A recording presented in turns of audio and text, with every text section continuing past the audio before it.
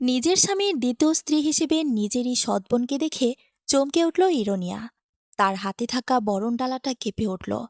ইরোনিয়া জানত মা হতে না পারার ব্যর্থতার জন্য তাকে এখন সতীনকে বরণ করে নিতে হবে। কিন্তু সেই সতীন যে তারই সৎবোন হবে এটা সে আন্দাজও করতে পারেনি। ইরোনিয়ার হাতটা কেঁপে উঠল। হাত আলগা হয়ে বরণ ডালাটা মাটিতে পড়ে গড়াগড়ি খেল। সে অস্ফুট স্বরে বলে উঠল, না, এটা হতে পারে না। ইরোনিয়ার হাত থেকে বরণডালা পড়ে যাওয়ায় যারপনায় বিরক্ত হলো তার স্বামী সম্রাট রবার্ট। তার পাশে দাঁড়ানো নতুন স্ত্রী ভেরোনিকাও বেশ বিরক্ত দৃষ্টিতে তাকালো। সম্রাট রবার্ট বলে উঠল, তোমার হাতে কি কোনো শক্তি অবশিষ্ট নেই রানী ইরোনিয়া? এটা কি অলক্ষণে কাজ করলে তুমি? ইরোনিয়া চমকে উঠল। তার মুখ দিয়ে কোনো শব্দ বের হলো না। চোখ দিয়ে কেবল অশ্রু গড়িয়ে পড়ল। সে করুণ চোখে তাকালো ভেরোনিকার দিকে। এই মেয়েটাকে তো সে কখনো নিজের সৎবোন ভাবিনি। ভেরোনিকার জন্মের পরে তার মা মারা যায়। এরোনিয়া নিজের মনে করে ছোটবেলা থেকে কোলে পিঠে মানুষ করেছে ভেরোনিকাকে। অথচ আজ এই মেয়েটায় তার জীবনের সবথেকে বড় শোক কেড়ে নিল তার থেকে। এরোনিয়া নিজের চোখের জল আড়াল করে মেঝে থেকে বরণ ডালাটা তুলে নিল। মুখে একটা মেকি হাসি এনে ভেরোনিকাকে বরণ করতে শুরু করল। বরণ শেষ হতেই নিজের চাপা আর্তনাদ বুকে চেপে বলল, রাজমহলে তোমাকে স্বাগতম নতুন রানী। ভেরোনিকা ফিসলে হেসে বলল, মন থেকে কি স্বাগতম জানাচ্ছ তুমি আপু? ইরোনিয়া রবার্টের দিকে তাকালো। রবার্টের দৃষ্টি স্থির। ইরোনিয়া স্লান হেসে বলল, আমার চাওয়া না চাওয়ায় কি এসে যায়? তুমি এখন থেকে এই সাম্রাজ্যের নতুন রানী। হয়তো তোমার মাধ্যমেই এই বিগ সাম্রাজ্য পাবে তার নতুন সম্রাট। সম্রাট রবার্ট পাবেন তার বংশধর, যা তাকে আমি দিতে ব্যর্থ হয়েছি। এরোনিয়ার গলার স্বরে বেদনার ছাপ স্পষ্ট। এর মাঝে রবার্ট বলে উঠল, আমার হাতে বেশি সময় নেই। রানী ভেরেনিকা, চলো, আমাদের এখন ভেতরে যেতে হবে। এখন অনেক আচার পালন করা বাকি আছে। জি সম্রাট, চলুন। ইরোনিয়া তাদের পথ থেকে সরে দাঁড়াল। সম্রাট রবার্টের হাত ধরে প্রাসাদে প্রবেশ করতে লাগলেন নতুন রানী ভেরোনিকা। ইরোনিয়া চেয়ে রইল বিষণ্ণ দৃষ্টিতে। এভাবে একদিন সম্রাট রবার্টের হাত ধরে সেই প্রাসাদে প্রবেশ করেছিল, অথচ সেসব কিছু এখন অতীত। ইরোনিয়া নিজের চোখে এই দৃশ্য আর বেশি সময় সহ্য করতে পারল না। ছুটে চলে গেল নিজের কক্ষের দিকে। কক্ষের বিশাল ফটক লাগিয়ে দিয়ে সোনার পালঙ্কে শুয়ে ডুকরে কেঁদে উঠল সে। তার কান্নায় পুরো প্রাসাদের আকাশ বাতাস ভারী হয়ে উঠল। কিন্তু সম্রাট রবার্টের কানে কি এই কান্নার আওয়াজ পৌঁছাবে? ইরোনিয়া বিষণ্ণ মনে নিজের কক্ষে বসে আছে। তার দু চোখের সমস্ত অশ্রু যেন আজ শুকিয়ে গেছে। মন পুরোপুরি ক্ষত বিক্ষত। এরই মাঝে আচমকা একজন দাসী ইরোনিয়ার কক্ষে এসে সম্মান প্রদর্শন করে বলল, চলুন মহারানী, সম্রাট রবার্ট আপনাকে রাজসভায় ডেকে পাঠিয়েছেন। কি জানি জরুরি আচার পালন এখনো বাকি আছে। ইরোনিয়া বুকে পাথর চেপে বলে, ঠিক আছে, তুমি যাও, আমি আসছি। বলে ইরোনিয়া উঠে দাঁড়ায়। নিজেকে যথাসম্ভব স্বাভাবিক করেই ইরোনিয়ার রুমের বাইরে পা রাখতে যাবে, এমন সময় আচমকা কেউ একজন তার হাত ধরে ফেলে। ইরোনিয়া অবাক চোখে তাকায় তার সামনে দাঁড়ানো মিলিনার দিকে। মিলিনার চোখ ছলছল করছে। করবে নাই বা কেন? ইরোনিয়ার খাস সেবিকা এই মিলিনা। শুধু এটাই তার একমাত্র পরিচয় নয়, মিলিনা ইরোনিয়ার সেই ছোটবেলার বান্ধবী। যদিও মিলিনা ছিল ইরোনিয়াদের প্রাসাদের এক দাসীর মেয়ে, কিন্তু ছোট থেকে ইরোনিয়া তার সাথে এমনভাবে মিশেছে যে সবাই অবাক হয়ে ভেবেছে একজন রাজকন্যা একজন দাসীর মেয়ের সাথে কিভাবে এত মিশতে পারে। সেই থেকেই তাদের বন্ধুত্বের সূত্রপাত। মিলিনা ও ইরোনিয়া একে অপরকে জীবন দিয়ে ভালোবাসে। মিলিনা ইরোনিয়ার প্রতি এতটাই আসক্ত যে সে নিজের জীবনের সব শখ আহ্লাদ বিসর্জন দিয়ে ইরোনিয়ার বিয়ের পর তার সাথে তার এই নতুন রাজ্যে চলে আসে দাসী হয়ে। এমনকি ইরোনিয়া তাকে অনেকবার বলেছিল সে যেন নিজের জীবন নতুনভাবে শুরু করে। রাজে ভালো একটা পরিবারে তার বিয়ে দিয়ে তাকে সুখের জীবনও দিতে চেয়েছিল। কিন্তু মিলিনা সে সময় স্পষ্ট করে বলেছিল, যদি আপনি আমাকে নিজের সাথে না নেন তাহলে আমি নিজেকে শেষ করে দেব। এভাবে স্বেচ্ছায় দাসীর জীবন বেছে নিয়েছিল মিলিনা, যাতে নিজের প্রাণপ্রিয় সখীর খেয়াল রাখতে পারে। কারণ সে জানত তার সখীর মনটা কতটা নরম। অল্পতেই যখন ইরোনিয়া ভেঙে পড়ে তখন মিলিনা ছাড়া তাকে কেউ সামলাতে পারে না। আজও মিলিনা তাই ইরোনিয়াকে সামলাতে বলল, মহারানী, আপনি কি করছেন? কোথাও যাবেন না আপনি। ওখানে গেলে ওসব দৃশ্য আপনি সইতে পারবেন না। আমি নিজেই না পেরে ওখান থেকে চলে এলাম। ইরোনিয়া মিকে হেসে বলে, সম্রাট ভেরোনিকার সাথে খুব খুশি, তাই না মিলিনা? মিলেনা মাথা নামিয়ে নেয়। কি উত্তর দেবে সেই প্রশ্নের? ইরোনিয়া আবারও বলে, তুমি চিন্তা করো না, আমি এতটা দুর্বল নই। নিজের ভালোবাসার মানুষের দ্বিতীয় স্ত্রীকে যখন মেনে নিয়েছি, তখন সব আচারও সঠিকভাবে পালন করতে পারব। সম্রাটের প্রথম স্ত্রী হিসেবে এতটুকু তো আমার দায়িত্বের মাঝেই পড়ে। মিলিনা আর কিছু বলতে যাবে, কিন্তু ইরোনিয়া তাকে কিছু বলার সুযোগ না দিয়ে সামনে এগিয়ে যায়। রাজসভায় উপস্থিত হয়ে ইরোনিয়ার বুকে বাঁ পাশের ব্যথাটা তীব্র হয় যখন সে খেয়াল করে সম্রাটের পাশের মহারানীর আসনটা, যার এতদিন তার জন্য বরাদ্দ ছিল, আজ সেই স্থান দখল করে বসে আছে ভেরোনিকা। ইরোনিয়াকে দেখামাত্রই সবার দৃষ্টি তার উপর নিবদ্ধ হল। ভেরোনিকা তাকে দেখামাত্রই গা জ্বালানি হাসি দিয়ে বলল, তোমাকে দেখে অনেক ভালো লাগলো আপু। তুমি এসে প্রমাণ করে দিলে যে তুমি কতটা উদার। ইরোনিয়া ভেরোনিকাকে পুরোপুরি এড়িয়ে সম্রাট রবার্টের উদ্দেশ্যে বলল, সম্রাট, বলুন আমায় কি করতে হবে? সম্রাট রবার্ট বলে উঠল, বেশি কিছু না, শুধু আমার নতুন রানীকে মহারানীর মুকুটটা পরিয়ে দিতে হবে নিজের সামনে।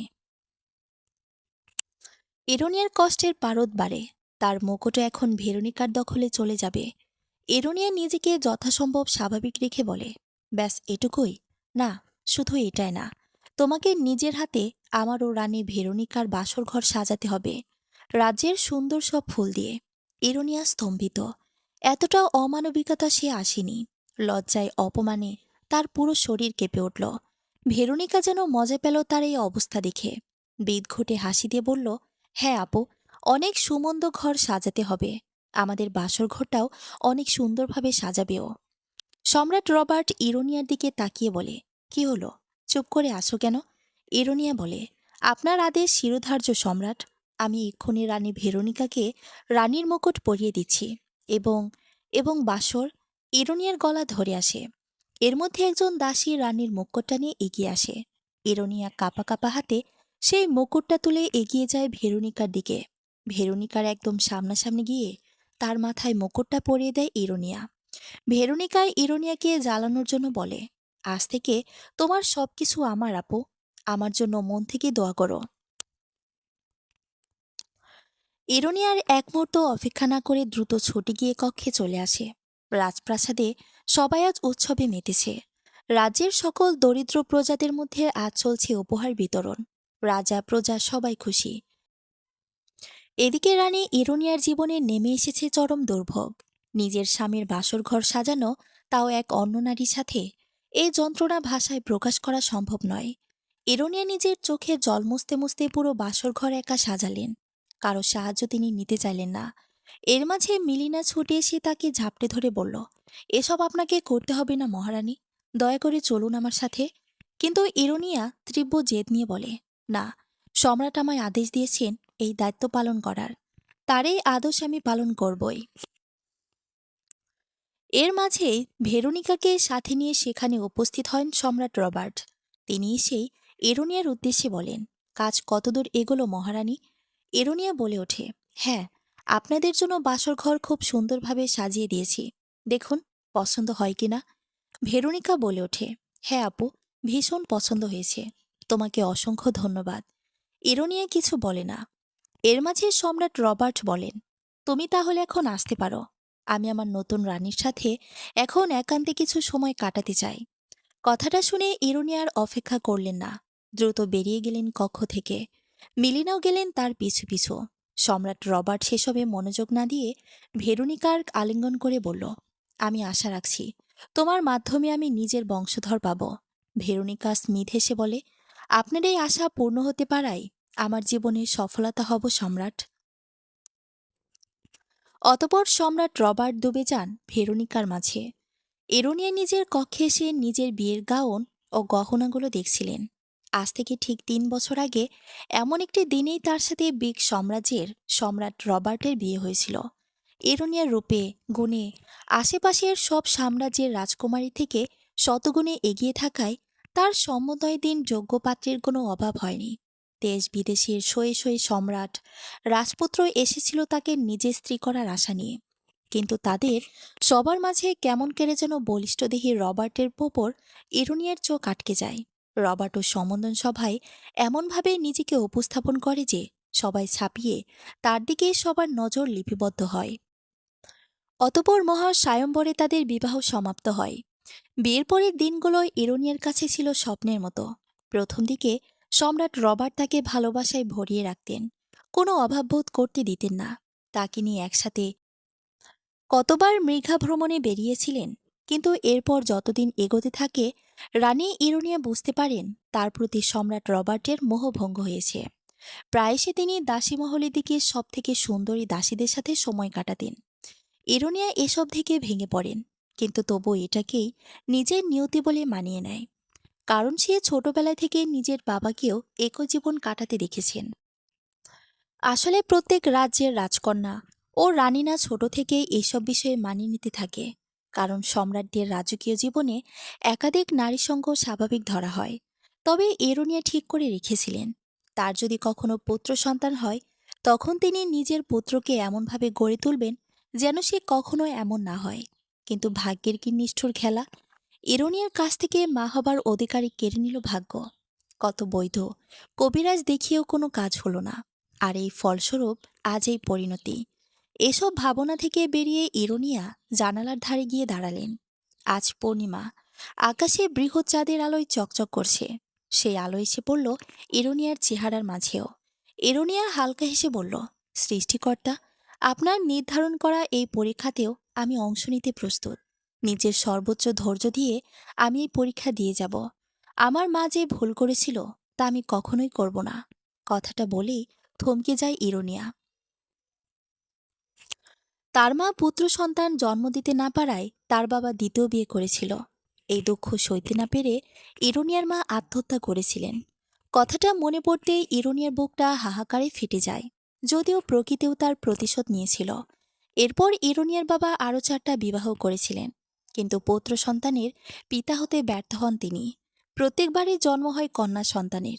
সকালবেলায় ভেরোনিকার রাজকীয় সাজে গোটা রাজমহল পায়চারি করে চলছিলেন এবং সকল দাসদাসীর দিকে স্বর্ণমুদ্রা ছুঁড়ে মারছিলেন। মিলিনা আচমকা তার সামনে চলে আসলে তিনি মিলিনার দিকেও দুটো স্বর্ণমুদ্রা ছুঁড়ে মারেন। বিষয়টা মিলিনার একদম ভালো লাগে না, তাই সে স্বর্ণমুদ্রা তুলে না নিয়ে নিজের মতো হেঁটে চলে যেতে নেয়।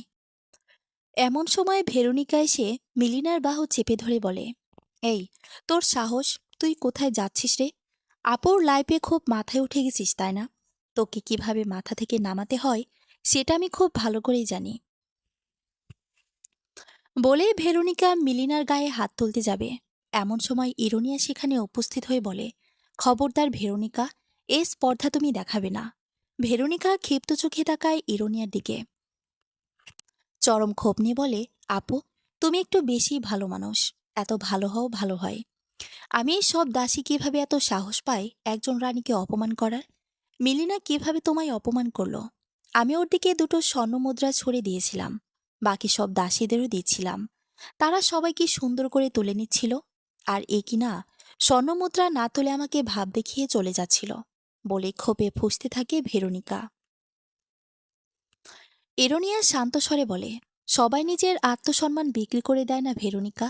তোমার যদি স্বর্ণমুদ্রা দিতেই হয়, তুমি সেটা নিজের হাতেই দিতে পারো। এটা তোমার কিরকম উপায়? ভেরোনিকা এবার দাঁতে দাঁত চেপে বলে, তুমি এই দাসীটার পক্ষ নিচ্ছ? নিজের মান তুমি বজায় রাখতে পারো না জন্য কি আমিও পারবো না? আমাকে নিজের মতো ভেবো না যে আমি দাসীদের সাথে বসে এক পাতে খাবো, তাদের সাথে একসাথে বসে গল্প করব। আমি হলাম এই রাজ্যের রানী, বুঝলে? তুমি যতই ওই রানী হও না কেন, সৃষ্টিকর্তার কাছে কিন্তু তার সব সৃষ্টি সমান। তাই কাউকে ছোট করে দেখো না। এবার ভেরোনিকা মেজাজ হারিয়ে বলল, তোমার মতো একটা বাজা মহিলার মুখে আমি কোনো আদেশ শুনতে রাজি নই আপু। তুমি যদি এতই ভালো হতে, তাহলে সৃষ্টিকর্তা তোমায় নিঃসন্তান করে রাখতেন না। ভেরোনিকা, মিলেনা নিজের অপমানে চুপ থাকলেও এবার আর চুপ করে থাকতে না পেরে বলে ওঠে, রানী ভেরোনিকা, আপনি এই ধরনের কথা বলতে পারেন না। নিজের ভাষা সংযত করুন। কি, তোর এত বড় স্পর্ধা! একজন দাসী হয়ে আমার সাথে উঁচু গলায় কথা বলিস? এমন সময় সম্রাট রবার্টস এসে সেখানে উপস্থিত হলেন। বললেন, কি হচ্ছে এখানে? ভেরোনিকা তার সামনে ন্যাকা কান্না করে বলে, সম্রাট, আপনি এর একটা বিহিত করুন। আপু এসব দাসদাসীকে এত লাই দিয়ে রেখেছে যে এরা আমার সাথে গলাবাজি করে। এই মিলিনা আমায় বাজেভাবে অপমান করেছে। সম্রাট রবার্ট ক্ষিপ্ত হয়ে বলেন, এদের এত স্পর্ধা হয় কিভাবে? সিপাহী কোথায় আছো? এই দাসী মিলিনাকে 2 দিনের জন্য কারাগারে রাখার নির্দেশ দিচ্ছি আমি। ও যেন একটু খাবার বা পানি না পায়, এটা আমার আদেশ। ইরুনিয়া হতভম্ব হয়ে বলে, না সম্রাট, দয়া করে চুপ। আমার আদেশ আর কারো কথাই বদলাবে না। এই দাসীকে এবার এর অবস্থান বুঝতেই হবে। ইরোনিয়া হতবাক চোখে তাকিয়ে আছে। সম্রাট রবার্ট তার একটা অনুরোধ রাখলেন না। জোরপূর্বক মিলিনাকে কারাগারে পাঠালেন। ভেরোনিকা ভীষণ সুন্দরভাবে হাসল। তার চাওয়া পূর্ণ হয়েছে। ইরোনিয়াকে সে কষ্ট দিতে পেরেছে। এদিকে ইরোনিয়া সম্রাটের সিদ্ধান্তে ভীষণ কষ্ট পেলেন। তবে তিনিও এ অন্যায় মেনে নেওয়ার পাত্রী নয়। তাই ইরোনিয়া এবার রাগে ক্ষোভে নিজেও কারাগারে গিয়ে প্রহরীকে বলল, আমাকেও কারাগারে বন্দি করে রাখো। আমার সখী মিলিনাকে যদি এভাবে বিনা অপরাধে শাস্তি পেতে হয়, আমি সেটা কোনোভাবে মেনে নেব না। আমিও এই শাস্তি ভোগ করব ওর সাথে। মিলিনা কাঁপা কাঁপা স্বরে বলে, রানী, আপনি আমার জন্য এত কষ্ট কেন করবেন? আমি সহ্য করতে পারবো এসব, কোনো অসুবিধা নেই। আপনি দয়া করে যান এখান থেকে। না মিলিনা, তুমি কোনো অন্যায় করনি, তাই আমি তোমায় এভাবে বিনা অপরাধে শাস্তি ভোগ করতে দেব না। যদি তোমাকে এভাবে শাস্তি পেতে হয়, তাহলে আমিও থাকবো এখানে। মিলিনা কিছু বলবে তার আগে সেখানে এসে উপস্থিত হয় সম্রাট রবার্ট। তিনি এসে বলেন, রানী, তুমি জলদি যাও এখান থেকে। আমি তোমার কোনো কথা শুনতে চাই না। আমার আদেশ মানো। আপনার কোনো ন্যায় বিচার হলে আমি সেটা মেনে নিতাম, কিন্তু আপনি যেই আদেশ দিয়েছেন তা অন্যায়। তোমার এত বড় সাহস, তুমি আমার আদেশকে অন্যায় বলো? সম্রাট রবার্টের চোখ দিয়ে যেন আগুন ঝরছে। ইরোনিয়া এতটুকু দমে না গিয়ে শান্ত অথচ দৃঢ় কণ্ঠে উত্তর দিলেন, হয়তো সাহস আমার বেশি, কিন্তু অন্যায় আদেশকে মেনে নেওয়ার দুর্বলতা আমার মাঝে নেই সম্রাট। আপনি ন্যায় আর মঙ্গলের প্রতিমূর্তি, কিন্তু আপনার এই আদেশ ন্যায়ও নয়, মঙ্গলও নয়। মিলিনার কোনো অপরাধ করেনি। ভেরোনিকা রানীর প্রতি সে অসম্মান দেখায়নি, বরং সে তার আত্মসম্মান বজায় রেখেছে। আর একজন সম্রাটের রানী হিসেবে আমি এই ধরনের অবিচার মেনে নিতে পারি না। সম্রাট রবার্ট অবাক হয়ে ইরোনিয়ার দিকে তাকালেন। ইরোনিয়ার মুখে আজ এমন তেজ যা তিনি আগে কখনো দেখেননি। সাধারণত ইরোনিয়া বেশিরভাগ সময় শান্ত হয়ে থাকে, কিন্তু আজকের ইরোনিয়া অন্যরকম। ইরোনিয়া মেলিনার দিকে তাকিয়ে আবার বললেন, সম্রাট, আপনার যদি মনে হয় মিলিনাকে শাস্তি দিয়ে আপনি সঠিক কাজ করছেন, তবে আমিও সিদ্ধান্ত নিলাম তার সাথে আমি এই কারাগারে থাকব। যতক্ষণ না মিলিনার শাস্তি বাতিল হয়, ততক্ষণ আমি পানীয় বা আহার স্পর্শ করব না। আমার সখীর সাথে আমিও অনশন করব। ইরোনিয়ার এমন চরম পদক্ষেপ দেখে মিলিনা ভয়ে কেঁপে ওঠে। সে বলল, মহারানী, দয়া করে এমন করবেন না। আমার জন্য আপনি কেন কষ্ট নেবেন? এটা আমাকে আরো অপরাধী করে তুলবে। কিন্তু ইরোনিয়া তাকে থামিয়ে দিয়ে বলে, চুপ মিলিনা, তোমার কোনো অপরাধ নেই। সম্রাট রবার্টের কপাল কুঁচকে যায়। এই দৃশ্য যদি রাজ্যের সবাই দেখে, তবে তার রাজকীয় অহংকার ও বিচার ব্যবস্থা প্রশ্নের মুখে পড়বে। প্রথম রানী অনশনে কারাগারে, এই খবর মুহূর্তের মধ্যে সারা রাজ্যে ছড়িয়ে পড়লে তার মান সম্মান ধুলোয় মিশে যাবে। তিনি বুঝতে পারলেন ইরোনিয়া আজ এমন এক বাজি ধরেছেন যেখানে হার তার নিশ্চিত। নিজের ক্ষমতাও জেদ ধরে রাখলে তিনি পুরো রাজ্যের সামনে মজার বস্তু হয়ে উঠবেন। দীর্ঘশ্বাস ফেলে রবার্ট কঠোরতা বজায় রেখে বললেন, বেশ, তোমার এই অতিরিক্ত জেদ আমি মেনে নিচ্ছি ইরোনিয়া, কিন্তু মনে রেখো, আমার আদেশকে চ্যালেঞ্জ করার মূল্য তোমাকে পরে দিতে হবে। এরপর তিনি প্রহরীর দিকে তাকিয়ে আদেশ দিলেন, মিলিনাকে মুক্তি দাও। তার শাস্তি বাতিল করা হলো। কারাগারের দরজায় দাঁড়িয়ে এই পুরো দৃশ্য দেখছিলেন ভেরোনিকা। সম্রাটের মুখে শাস্তি বাতিলের আদেশ শুনে তার মুখটা ঘৃণায় ও রাগে বিকৃত হয়ে উঠল। রাগে তার চোখ যেন লাল হয়ে গেল। এই প্রথম ইরোনিয়া তার মুখের ওপর জয়ী হল। তার এত বড় অপমান! মিলিনা মুক্তি পেয়ে ইরোনিয়ার দিকে কৃতজ্ঞ দৃষ্টিতে তাকালো। ইরোনিয়া মৃদু হেসে তাকে সঙ্গে নিয়ে কারাগার থেকে বেরিয়ে এলেন। ভেরোনিকা দ্রুত হেঁটে সম্রাটের কাছে এসে ক্রোধ মেশানো কণ্ঠে বললেন, সম্রাট, আপনি এ কি করলেন? আপনি নিজের আদেশ পাল্টালেন কেন? ওই দাসীটাকে আপনি মুক্তি দিলেন। আর আপু, ও আপনাকে অপমান করল, আর আপনি চুপচাপ সব মেনে নিলেন। সম্রাট রবার্ট গম্ভীর হয়ে বললেন, ভেরোনিকা, নিজের ভাষা সংযত করো। ইরোনিয়া এই সাম্রাজ্যের প্রথম রানী, আর জনসম্মুখে আমি জানি এই বিষয়টা নিয়ে আরও জলঘোলা হোক। আমার আদেশ আমি বাতিল করিনি, পরিস্থিতি বুঝে সিদ্ধান্ত পাল্টেছি। আর ইরোনিয়াকে এই সুযোগ দেওয়ার মূল্য সে পরবর্তীতে ঠিকই দেবে। ভেরোনিকা আর কিছু বলতে পারে না। এর মাঝে হঠাৎ করে একজন প্রহরী এসে সম্রাট রবার্টকে উদ্দেশ্য করে বলে, সর্বনাশ হয়ে গেছে সম্রাট। কি হয়েছে? হতবাক স্বরে বলেন সম্রাট। উত্তর দিয়ে আদিবাসী সম্প্রদায় বিদ্রোহ ঘোষণা করেছেন। আদিবাসী সম্প্রদায়ের নেতা সুপ্রভাতের বিদ্রোহের নেতৃত্ব দিচ্ছে। ওরা বিশাল অংশ ইতিমধ্যে দখল করে নিয়েছে। ক্ষোভে ফেটে পড়েন সম্রাট রবার্ট। তিনি বলেন, এই বিদ্রোহের আগুন আমি কিছুতেই জ্বলতে দেব না। এই বিদ্রোহ কিভাবে দমাতে হয় সেটা আমার জানা আছে। ভেরোনিকা তার পাশেই ছিলেন। তিনি বললেন, হ্যাঁ সম্রাট, এই বিদ্রোহ একদিন মিটিয়ে দিন। ওই আদিবাসীদের নাম চিহ্ন মিটিয়ে দিন। ইরোনিয়া পাশেই ছিলেন। তিনি এসে বললেন, সম্রাট, আমার মতে সবকিছু বসে সমাধান করা উচিত আলোচনার মাধ্যমে। আমি কোনো যুদ্ধ চাই না। তোমার চাওয়ায় কিছু যায় আসে না, বলে সম্রাট রবার্ট চলে যান। ইরোনিয়া দীর্ঘশ্বাস ফেলে। ইরোনিয়া মিলিনাকে সাথে নিয়ে নিজের কক্ষে বসে আছে। মিলিনা ইরোনিয়ার উদ্দেশ্যে বলল, মহারানী, আপনি ঠিক আছেন তো? আপনি কেন আমার জন্য সম্রাটের বিরুদ্ধে যেতে গেলেন? ব্যাপারটা সম্রাটের বিরুদ্ধে যাওয়া নয় মিলিনা, এটা ছিল ন্যায় বনাম অন্যায়ের। আমি ছোট থেকে যেসব ন্যায় শিক্ষা রপ্ত করেছি, আমি কখনো তার বিরুদ্ধে যেতে পারবো না। এর জন্য আমাকে যার বিরোধিতা করতে হয় করব। মিলিনা বলে, আচ্ছা, উত্তর দিকে আবার কি সমস্যা হলো? শুনলাম দলে দলে সৈন্যরা ওদিকে যাচ্ছে। ওখানে নাকি আদিবাসী সম্প্রদায় বিরোধিতা করছে। আমি সম্রাটকে বললাম আলোচনার মাধ্যমে সমাধানে পৌঁছানোর চেষ্টা করতে, কিন্তু উনি স্পষ্ট জানিয়ে দিলেন উনি নিজে যা ভালো মনে করবেন তাই করবেন। এসব কিছু হচ্ছে রানী ভেরোনিকার উস্কানিতে। উনি সম্রাটকে ভুল পথে পরিচালনা করছেন। আমিও সেটা বুঝতে পারছি। যাই হোক, আমি এটাই চাই যে এই সাম্রাজ্যের সবসময় শান্তি বিরাজ করুক। আপনি তো জানেন রানী ভেরোনিকা কিরকম। আপনি ওনাকে কত ভালোবাসতেন, অথচ উনি সবসময় আপনার ক্ষতি করার পায়তারা করতেন। এখন তো আপনার সবথেকে বড় কষ্টের কারণ উনি। জানি না উনি যখন এই রাজ্যের বধূ হয়ে এসেছেন তখন এই রাজ্যের জন্য কি অপেক্ষা করছে। সৃষ্টিকর্তা আমাদের সহায় হোক, এই রাজ্যের প্রতিটা মানুষ সুখেই থাকুক, বলে রানী ইরোনিয়া প্রার্থনায় মগ্ন হন। বিশাল সেনাবাহিনী নিয়ে হাতের পিঠে করে যুদ্ধের দামামা বাজিয়ে এগিয়ে চলছেন সম্রাট রবার্ট।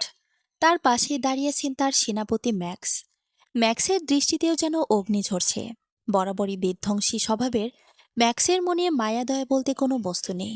সে শুধু চেনে ধ্বংস। ম্যাক্সের অবশ্য আরও একটা পরিচয় আছে। সে সম্রাট রবার্টের সৎ ভাই। তবে সৎ ভাই হলেও সম্রাট রবার্টের ভীষণ কাছের মানুষ সে। বারংবার সম্রাটকে রক্ষা করে সে নিজেকে প্রমাণ করেছে।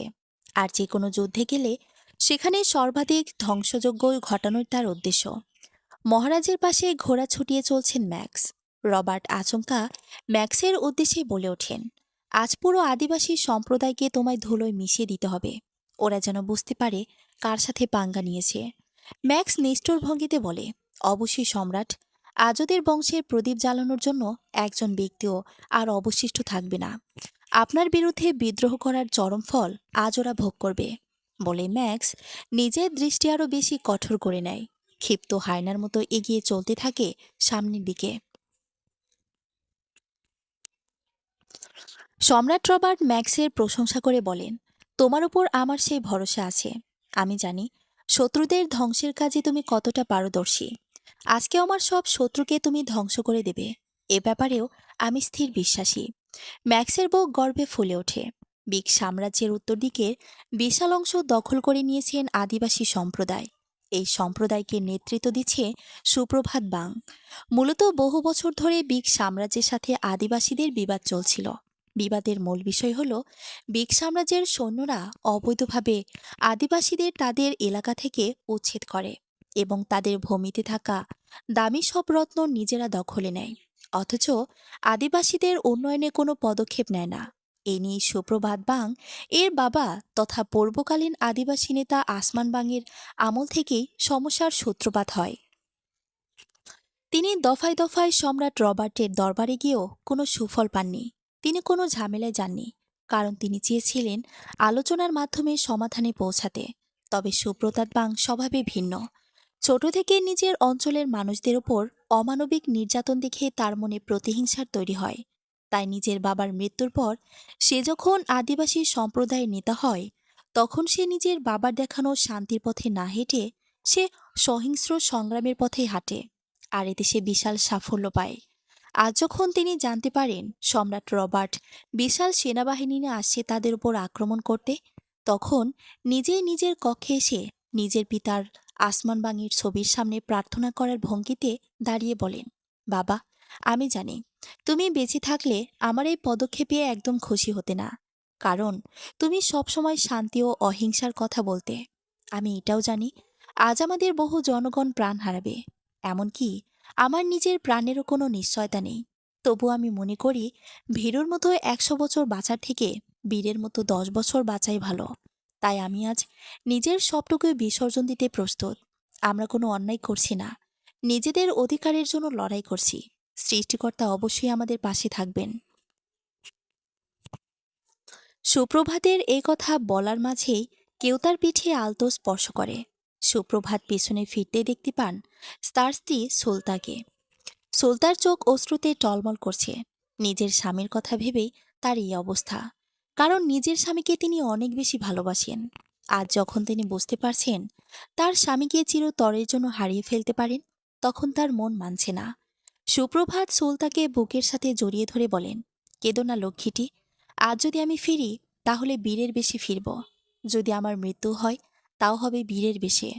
তোমার কিছু হয়ে গেলে আমি কি নিয়ে বাঁচব? আমার আর আমাদের মেয়েটার কথা ভাবো একবার। এর মাঝে তাদের ৯ বছর বয়সী মেয়ে বনলতা সেখানে এসে উপস্থিত হয়। বনলতাকে দেখে সুপ্রভাত ছুটে গিয়ে তাকে জড়িয়ে ধরে বলেন, আমার ছোট্ট সোনামণি, নিজের বাবার জন্য প্রার্থনা করো। সুলতা এবার নিজের মেয়ের মাথায় হাত বুলিয়ে বলেন, এই ছোট্ট পরীকে নিয়ে আমি কোথায় যাব?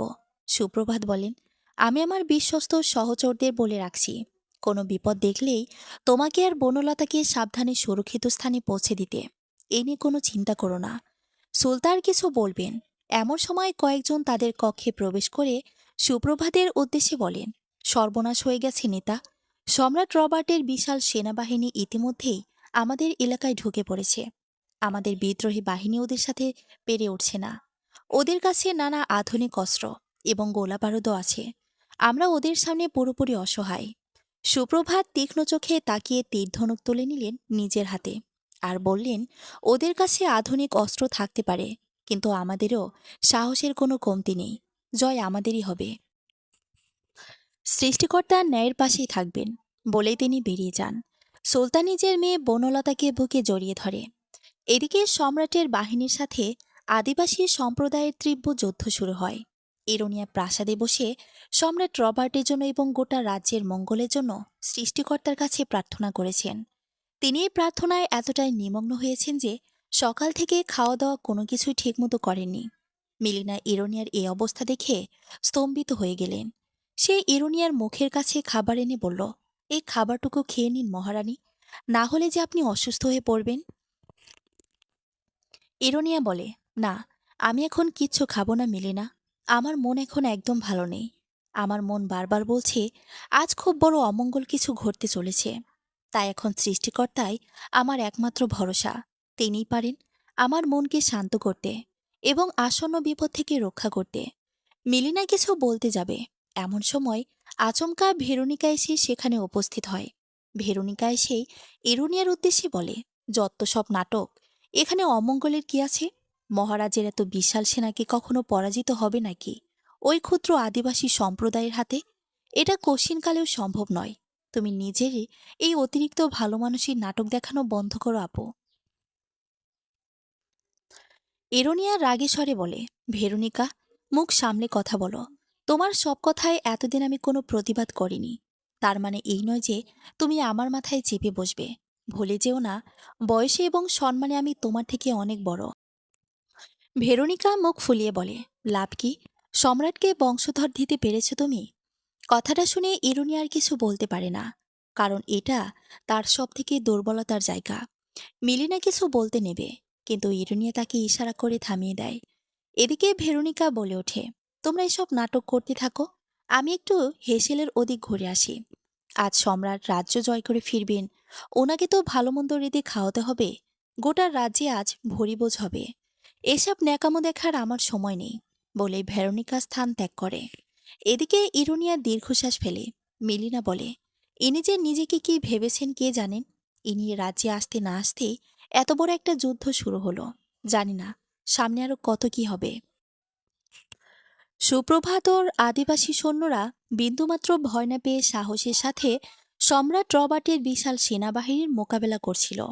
শুরুর দিকে সম্রাট রবার্টের সেনাবাহিনী এই যুদ্ধে এগিয়ে থাকলেও পরবর্তীতে দেখা গেল এই যুদ্ধে তারা পিছিয়ে পড়ছে। সুপ্রভাতের সুযোগ্য নেতৃত্বে আদিবাসী বাহিনী দ্রুত যুদ্ধের মোড় ঘুরিয়ে দিল। সম্রাটের বিশাল বাহিনী এবার পিছু হটার অবস্থা হলো। অবস্থায় বেগতিক দেখে সম্রাট রবার্ট এবার সেনাপতি ম্যাক্সকে বলল, তুমি গিয়ে দেখে এসো তো পরিস্থিতি কেমন।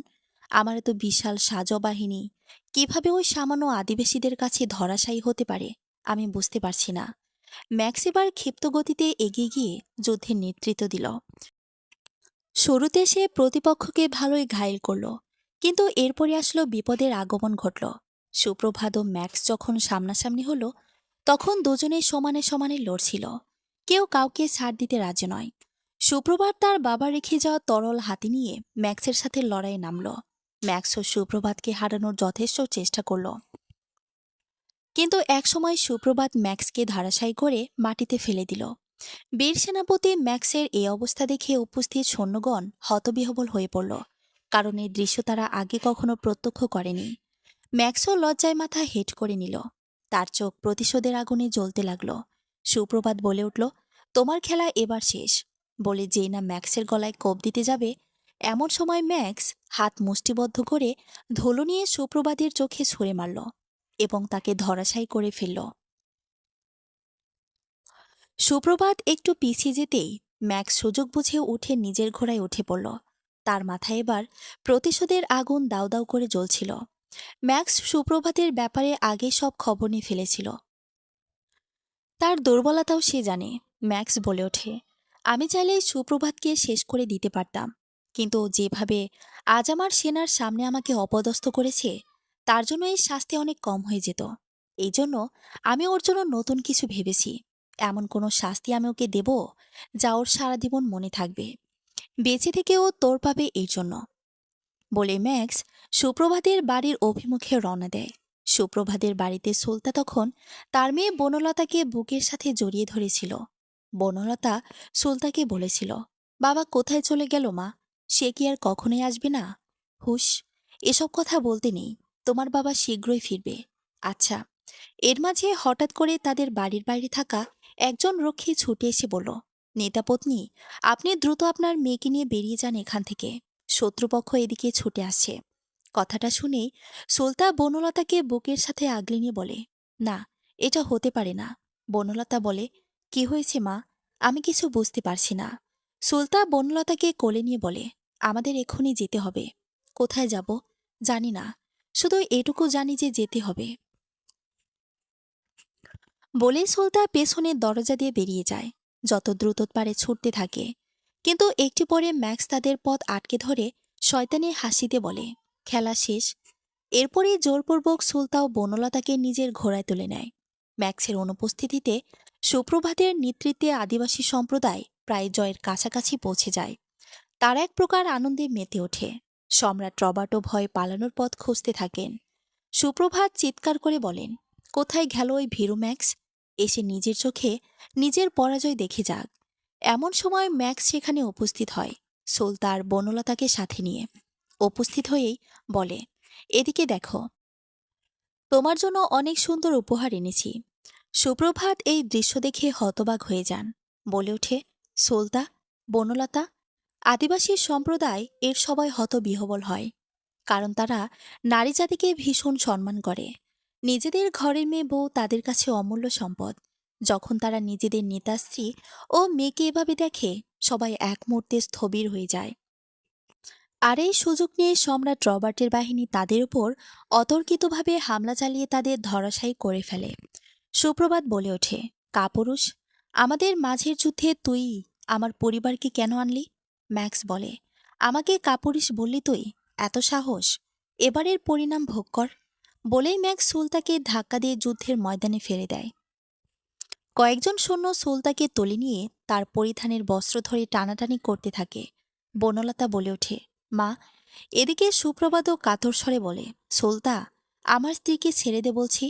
সুপ্রভাত এগিয়ে আসতে চাইলে সৈন্যরা তাকে ঘিরে ধরে। এদিকে সুলতাকে সৈন্যরা মিলে অর্ধনগ্ন করে ফেলে। সম্রাট রবার্টের মার্কস এই দৃশ্য দেখে পৈশাসিক আনন্দ পায়। ছোট্ট বনলতার কান্নায় ভেসে যায় যুদ্ধের মাঠ। ম্যাক্স ও সম্রাট রবার্টের এই জঘন্য কাপুরুষোচিত দৃশ্য দেখে সুপ্রভাতের চোখ মুখ প্রতিশোধের আগুনে জ্বলতে শুরু করল। সে এক মুহূর্তের জন্য বিশ্বাস করতে পারেনি যে একজন সেনাপতি ও একজন সম্রাট এত নিচু মানসিকতার হতে পারে। তাদের পৈশাচিক উল্লাসের মাঝে সুলতার আর্তচিৎকার আর বনলতার কান্না যুদ্ধের মাঠের বাতাসকে ভারী করে তুলল। আদিবাসী সৈন্যরা, যারা নারীকে দেবীজ্ঞানে পূজা করে, তারা তাদের নেতার স্ত্রীর এমন চরম অপমান সহ্য করতে পারছিল না। তারা স্থির, কিন্তু তাদের হৃদয়ে জমা হচ্ছিল তীব্র ক্ষোভ আর ঘৃণার বারুদ। সুপ্রভাতকে ঘিরে রাখা সৈন্যরা তাকে শক্ত হাতে ধরে রাখলেও সে যেন এক উন্মুক্ত বাঘের মতো গর্জে উঠল। ম্যাক্স, রবার্ট, তোরা কি মানুষ? তোদের এতটুকু মনুষ্যত্ব নেই? যদি লড়াই করিস তবে পুরুষের মতো আয়। আমার পরিবারের উপর এই আক্রমণ তোদের জন্য জঘন্য কাপুরুষতার পরিচয়। সুপ্রভাতের কণ্ঠস্বর কাঁপছিল, কিন্তু তার চোখে ছিল অদম্য দৃঢ়তা। ম্যাক্স শয়তানি হাসি দিয়ে বলল, আহারে পরিবার, দেখলি তো, তোর পরিবারই তোর দুর্বলতা। এই রাজ্য জয় করার বাসনা তোর মনের মধ্যে এতই তীব্র ছিল যে তুই তোর পরিবারকে রক্ষা করার কথা ভুলে গেলি। আর এখন দেখ, তোর পরাজয় আর তোর স্ত্রীর এই চরম অপমান। সম্রাট রবার্টো মাথা ঝাঁকিয়ে হাসতে হাসতে বললেন, ঠিক বলেছিস ম্যাক্স। এই আদিবাসীরা সভ্যতার কিছুই বোঝে না। এদের অহংকার ভাঙতে গেলে এভাবে ঘা দিতে হয়।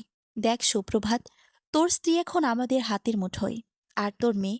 কথাটা শেষ না হতেই বনলতা মামা বলে চিৎকার করতে করতে সৈন্যদের দিকে ছুটে গেল। সুলতা তার মেয়ের দিকে হাত বাড়াতে চাইল, কিন্তু সৈন্যরা তাকে ছাড়ল না। ছোট বনলতার এই দৃশ্য দেখে যুদ্ধের মাঠে উপস্থিত আদিবাসী সৈন্যরা আর নিজেদের ধরে রাখতে পারল না। নেতার স্ত্রী ও মেয়ের এমন অপমান তাদের কাছে নিজেদের জাতির অপমান বলে মনে হলো। তারা মুহূর্তের জন্যেও নেতার নির্দেশ বা বিপদের কথা ভাবল না। তাদের চোখে মুখেও একই প্রতিশোধের আগুন জ্বলে উঠল। একজন আদিবাসী যোদ্ধা গর্জন করে বলল, আমরা এদের এই কাপুরুষতাকে মেনে নেব না। নারীরা আমাদের কাছে পবিত্র। নেতাকে মুক্ত করো। মুহূর্তে পরিস্থিতি পাল্টে গেল। যে আদিবাসী সৈন্যরা স্থির হয়ে গিয়েছিল, তারা যেন নতুন করে শক্তি ফিরে পেল। তারা একযোগে সম্রাট রবার্টের সৈন্যদের ওপর ঝাঁপিয়ে পড়ল। এই আক্রমণ ছিল অপ্রত্যাশিত ও প্রচণ্ড। আদিবাসী সৈন্যরা তাদের সবটুকু শক্তি দিয়ে লড়তে শুরু করল। তারা শুধু অস্ত্র দিয়ে নয়, তাদের হৃদয়ে ক্রোধ দিয়ে আঘাত হানছিল। সুপ্রভাত এই সুযোগের অপেক্ষায় ছিল। যখন সৈন্যরা কিছুটা ব্যস্ত হয়ে পড়ল, তখন সে তার হাতের বাঁধন ছিঁড়ে ফেলল। তার চোখ এখন কেবল ম্যাক্স আর রবার্টকে খুঁজছিল। সুলতার অর্ধনগ্ন অবস্থা দেখে তার হৃদয়ে রক্তক্ষরণ হচ্ছিল। সে বিদ্যুৎ গতিতে ছুটে গিয়ে আঘাতকারী সৈন্যদের কাছ থেকে সুলতাকে টেনে সরিয়ে আনল। কয়েকজন আদিবাসী নারী যোদ্ধা দ্রুত এসে সুলতাকে পোশাক দিয়ে ঢেকে দিল এবং বনলতাকে আগলে নিল। সুপ্রভাত তার বাবার দেয়া তলোয়ার হাতে তুলে নিল। তার চোখে এখন কেবল লক্ষ্য ম্যাক্স আর রবার্টের পতন। সে চিৎকার করে বলল, রবার্ট, ম্যাক্স, এবার খেলা শেষ। ম্যাক্স ও রবার্ট পরিস্থিতি বেগতিক দেখে নিজেদের সৈন্যদের নির্দেশ দিল কঠোর হওয়ার জন্য। কিন্তু আদিবাসী সৈন্যদের এই অপ্রত্যাশিত উন্মত্ত আক্রমণ তাদের ছত্রভঙ্গ করে দিচ্ছিল। ম্যাক্স সুপ্রভাতের মুখোমুখি হতে চাইল, কিন্তু সুপ্রভাতের প্রতিটা আঘাতই ছিল চরম ক্রোধ আর স্ত্রীর অপমানের প্রতিশোধ। ম্যাক্সকে লক্ষ্য করে সুপ্রভাত বলল, তুই ভেবেছিলি আমাকে অপমান করে আমার পরিবারকে নিয়ে এসে জয়ী হবি? নারী জাতির অপমানকারী, এর ফল তোকে পেতেই হবে। সুপ্রভাত ওর ম্যাক্সের মধ্যে আবার লড়াই শুরু হলো। এবার সুপ্রভাতের আক্রমণের তীব্রতা ছিল অনেক বেশি। ম্যাক্স কোনোভাবে সুপ্রভাতের গতির সাথে তাল মেলাতে পারছিল না। অবশেষে সুপ্রভাত এক প্রচণ্ড আঘাতে ম্যাক্সের হাত থেকে তলোয়ার ফেলে দিল এবং মাটিতে তাকে ফেলে দিল। এবার ম্যাক্সের মুখে আর সেই শয়তানি হাসি ছিল না, ছিল চরম ভয় আর পরাজয়ের গ্লানি। সুপ্রভাত এবার ম্যাক্সের গলায় তলোয়ার ঠেকিয়ে বলল, এই পরিণতি তোর প্রাপ্য ছিল। আমার স্ত্রীকে অপমান করার শাস্তি মৃত্যুদণ্ড। ম্যাক্স ভয়ে কাঁপতে কাঁপতে বলল, না না, আমাকে মেরো না। আমি আমি জানি না কেন এমন করলাম। সুপ্রভাত তাকে আর সুযোগ দিল না। এক কোপে ম্যাক্সের মাথা শরীর থেকে বিচ্ছিন্ন করে দিল। বীর সেনাপতি ম্যাক্সের মৃত্যুতে রবার্টের সৈন্যরা মানসিক ও শারীরিকভাবে ভেঙে পড়ল। এদিকে সম্রাট রবার্ট সুপ্রভাতের এমন ভয়াবহ রূপ দেখে পালানোর চেষ্টা করছিল। সে ঘোড়ার পিঠে উঠে পালাতে উদ্যত হতেই সুপ্রভাত তাকে লক্ষ্য করে ধাওয়া করল। সুপ্রভাত চিৎকার করে বলল, সম্রাট রবার্ট, কোথায় পালাচ্ছিস? তুইও কাপুরুষ। প্রজাদের ওপর অত্যাচার করেছিস, নির্দোষ মানুষদের ওপর হামলা করেছিস, তোরও রেহাই নেই। রবার্ট ঘোড়া হাঁকিয়ে দ্রুতগতিতে ছুটতে থাকলেও সুপ্রভাত আরও দ্রুতগতিতে তাকে অনুসরণ করল। অবশেষে সুপ্রভাত ঘোড়া থেকে লাফিয়ে রবার্টের ঘোড়ার উপর ঝাঁপিয়ে পড়ল এবং রবার্টকে মাটিতে ফেলে দিল। রবার্ট কাঁপতে কাঁপতে বলল, দয়া করে আমাকে ছেড়ে দাও সুপ্রভাত। আমি ভুল করেছি। আমি আর কখনো তোমাদের উপর হামলা করব না। আমি তোমাকে এই রাজ্যের অর্ধেক দিয়ে দেব। শুধু আমাকে বাঁচাও। সুপ্রভাত ঘৃণায় মুখ কুঁচকে বলল, রাজ্য? তোমার মতো অত্যাচারী শাসকের কাছে রাজ্য মানে কি? রাজ্য তো হলো জনগণের সেবা করার জায়গা। তোমার মতো মানুষ এই সিংহাসনে বসার যোগ্য নয়। বলেই সুপ্রভাত রবার্টের গলায় তরোয়াল ঠেকিয়ে দিল। রবার্ট প্রাণ ভিক্ষা চাইল। সুপ্রভাত তার অনুরোধে কর্ণপাত করল না। ম্যাক্সের মতোই রবার্টের করুণ পরিণতি হল। সম্রাট ও সেনাপতির মৃত্যুতে রবার্টের সেনাবাহিনী সম্পূর্ণরূপে আত্মসমর্পণ করল। আদিবাসী সৈন্যরা তাদের বেঁধে ফেলল এবং বিজয় উল্লাস শুরু করল। এরোনিয়া প্রাসাদে যখন ভেরোনিকা জয়োৎসবের প্রস্তুতি নিচ্ছিল, ঠিক তখনই একজন আহত সৈন্য এসে দুঃসংবাদটি দিল। সম্রাট রবার্ট ও সেনাপতি ম্যাক্স পরাজিত এবং নিহত হয়েছেন। সৈন্যটির কথা শুনে ভেরোনিকা অজ্ঞান হয়ে গেল। মিলিনা এবং ইরোনিয়া উভয়ে হতবাক হয়ে গেলেন। ইরোনিয়ার মন যে অমঙ্গলের কথা বলছিল তাই ঘটল। কিন্তু রবার্টের অত্যাচারে রাজ্যের মানুষ যে দীর্ঘশ্বাস ফেলেছিল, সে অত্যাচারের পতন হল। কিছুক্ষণ পরে রাজ্যের সমস্ত অভিজাত ও সভাসদ ইরোনিয়ার কাছে এসে তাকে রাজ্যের দায়িত্ব নেয়ার অনুরোধ করল। ইরোনিয়া বললেন, আমি এই সিংহাসন চাই না। আমি রাজ্যের প্রকৃত নেতা হলেন সুপ্রভাত, যিনি রাজ্যের মঙ্গলের জন্য লড়েছেন। আমি কেবল সেই বিজয়ী নেতার জন্য পথ প্রস্তুত করব। ইরোনিয়া তার বিশ্বস্ত সৈন্যদের নিয়ে সুপ্রভাতকে ইরোনিয়া প্রাসাদের আমন্ত্রণ জানালেন। সুপ্রভাত সুলতার বনলতা সসম্মানে প্রাসাদে প্রবেশ করলেন। আদিবাসী যোদ্ধারাও তাদের সাথে ছিল। ইরোনিয়া সুপ্রভাতকে স্বাগত জানালেন। ইরোনিয়া বললেন, আমি জানি আমার স্বামী এবং সেনাপতি ম্যাক্স আপনাদের উপর যে অন্যায় করেছেন তার কোনো ক্ষমা নেই। আমি রাজ্যের পক্ষ থেকে আপনাদের কাছে ক্ষমা চাইছি। রাজ্যের মানুষ এখন শান্তি চায়। আপনি সেই শান্তি দিতে পারেন। আমার অনুরোধ, আপনি এই সাম্রাজ্যের দায়িত্ব নিন। সুপ্রভাত বললেন, আমি সিংহাসন চাই না মহারানী। আমি চাই রাজ্যের মানুষের স্বাধীনতা এবং ন্যায় বিচার। যদি আপনি আমাকে সেই নিশ্চয়তা দেন, তবে আমি আপনার সাথে থাকব। ইরোনিয়া খুশি হয়ে বললেন, আমি প্রতিজ্ঞা করছি এই সাম্রাজ্যে আর কোনো অন্যায় হবে না। আমি আপনার পরামর্শে এই রাজ্য শাসন করব। সুলতান বনলতা এখন নিরাপদে। বনলতা হাসি মুখে চারিদিকে তাকিয়ে দেখছিল। সুপ্রভাত তার স্ত্রীকে জড়িয়ে ধরে বললেন, সব শেষ সুলতা, এবার নতুন করে শুরু হবে। এরপর সেই সাম্রাজ্যের নাম পরিবর্তন করা হলো। সুপ্রভাত ও ইরোনিয়ার নেতৃত্বে শুরু হলো নতুন এক শাসন, যেখানে ছিল ন্যায়, সমতা ও শান্তি। অত্যাচারী সম্রাট ও ম্যাক্সের পরাজয়ে গোটা রাজ্যে আনন্দের বন্যা বইল। সমাপ্ত।